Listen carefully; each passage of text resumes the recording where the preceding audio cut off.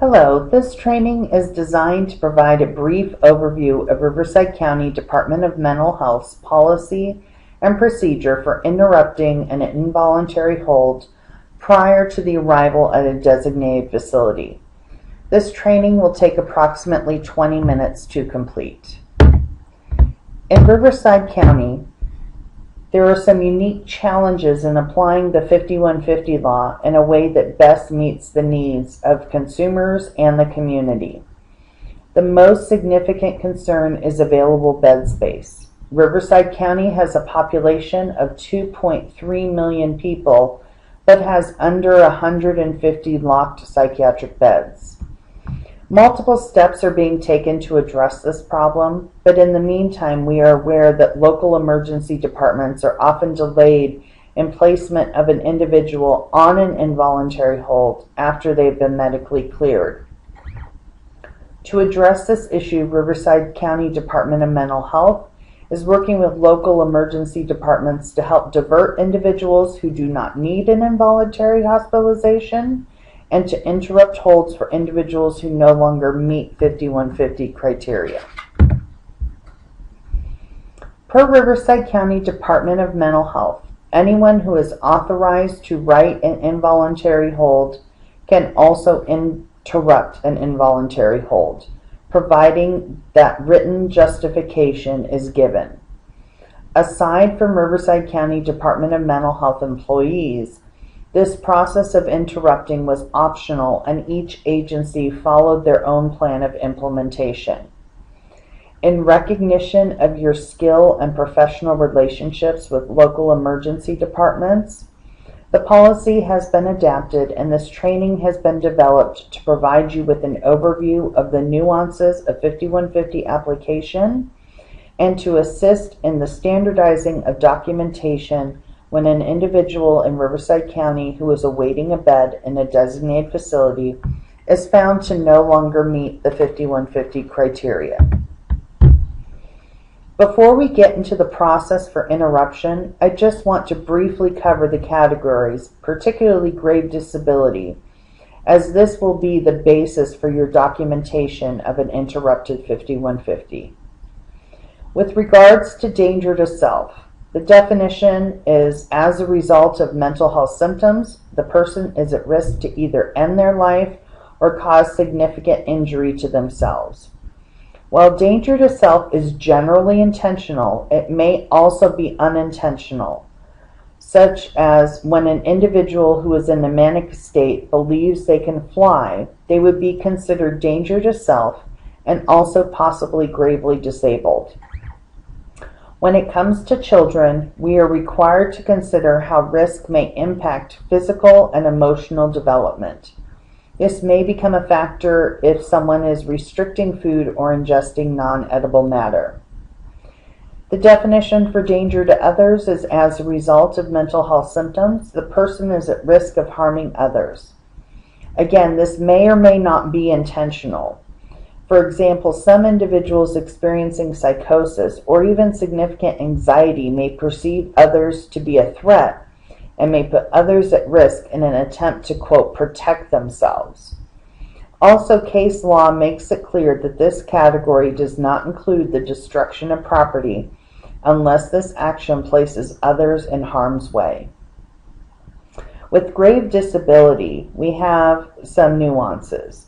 Due to case law, Riverside County expands the definition of grave disability beyond the traditional food, clothing, and shelter definition. Riverside County Department of Mental Health defines grave disability as an inability to access or utilize means to sustain life due to mental health symptoms. These expansions have arisen from case law as well as interpretations by Riverside County's County Council. In these situations, the person is both gravely disabled as they are unable to care for themselves and a danger to self as their actions put their lives in danger. So in the previous example, where the individual who is in a manic state is experiencing a delusion that they can fly off a 5-story building, they would be considered both gravely disabled as they are unable to care for themselves and a danger to self as their actions put their lives in danger. If someone is intentionally trying to harm themselves, they are just danger to self. If their behavior meets criteria for grave disability, but it is not eminently putting their life at risk, they would only be gravely disabled.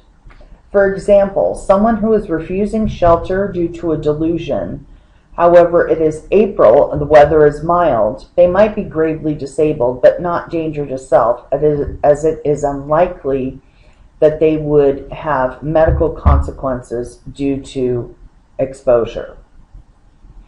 Medical conditions may also meet criteria for grave disability and likely danger to self if the refusal for care is based upon mental health symptoms and the refusal of care places the individual at risk of serious injury or death.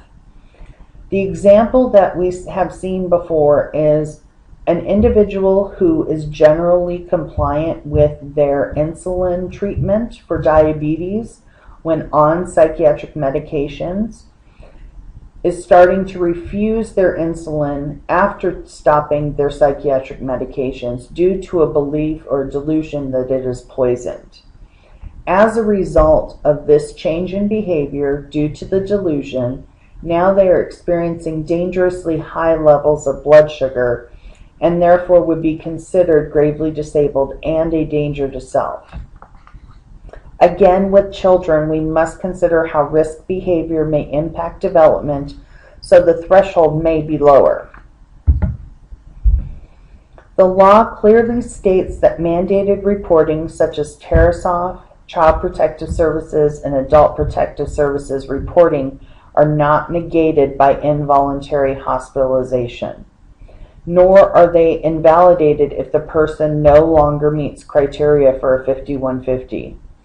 While your agency has its own policies and procedures for following these laws, it is strongly recommended that even if it was not your responsibility to complete the reports, that you ensure the reports have been completed before interrupting the hold. Once you have determined that an individual no longer meets criteria for an involuntary hold, please do the following. Draw a line in black ink diagonally across the form. In the blank space next to the form name and confidentiality statement, please write "interrupted by" with your name, ID number with your employee or badge ID number, and then the date and the time which the hold was interrupted. You will also need to document your justification on a separate progress note, which we will now cover. An example of each of these documents is attached. We also request that you read the entirety of the attached policy. There is no specific form to complete when doing your justification for a hold interruption. You may use your agency's progress note as long as the documentation contains the essential information. The initial part of the justification includes basic information about how the hold was brought to your attention and your role at the agency. You want to note how the initial mental health symptoms responsible for the risk have changed since the initial hold, as well as how the risk has been resolved. Finally, document the completion of any mandated reporting.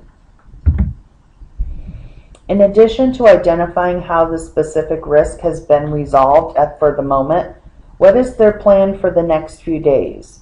Generally, you want to make sure that you have documented their plan to address both the mental health symptoms and the risk issues, as well as their plan if these symptoms or risk return.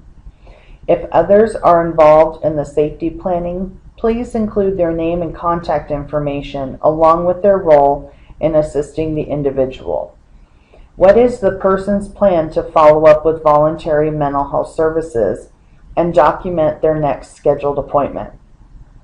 While not required, I generally like to have all participants, including the individual on the hold, sign the safety plan indicating understanding and agreement. Again, this is not required. It is just a suggestion. Once you have completed that information, the original hold, along with a copy of the written justification, needs to be faxed to our Quality Improvement Office. The actual original hold and justification should be maintained in the person's medical record, and you may wish to keep a copy for your own records as well. If you have any additional questions, feel free to contact our Quality Improvement Unit. Thank you so much for your service and support. We ask that you please sign the attached acknowledgement form indicating the completion of this course, and thank you for your time.